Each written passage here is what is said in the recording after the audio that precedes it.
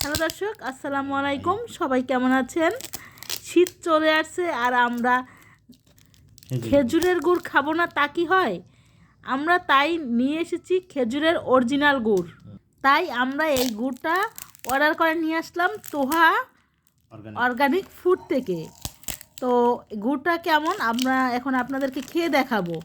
আমার হাজব্যান্ড এখন গুড়টা খুলতেছে, তো আমরা এখন খেয়ে বলবো যে আপনাদেরকে কেমন হয়েছে। আর শীত চলে আসলে গুড় না খেলে ভালো লাগে না, শীতের খেজুরের গুড়। আর এই গুড়টা অরিজিনাল খেজুরের গুড়, তারা অনলাইনে সেল করে থাকে। ভাই গুড় খাবো কি আমরা আমরা যুদ্ধ করতেছি, দেখেন গুড়ের বাটা খুলতে পারতেছি না, এতভাবে আটকিয়ে দিয়েছে। গুড়ের যে একটা গামের মতো গুড়ের ভিতরে দেখবেন একটা আঠার মতো থাকে, সেই আঠালোতে মুখ আটকে গিয়েছে। এই যে আমাদের গুড়ের লুকটা এই, এখন খেয়ে দেখব কেমন হয়েছে। একদম পাটালি গুড় বলে, যেটা নিচে রোয়া পড়ে, সেই রোয়া পড়া চিটালা গুড়। এটা অরিজিনাল একটা গুড়। আমরা এটা অর্ডার করেছি তোহা অর্গানিক ফুড থেকে। আপনাদের যার যা লাগবে অরিজিনাল গুড় তোহা অর্গানিক ফুড থেকে কিনে নিয়ে আসবে। ডিসক্রিপশনে লিংক দিয়ে দেবো, আমি ডিসক্রিপশনে লিংক দিয়ে দিব, আপনারা সেখান থেকে দেখে নেবেন।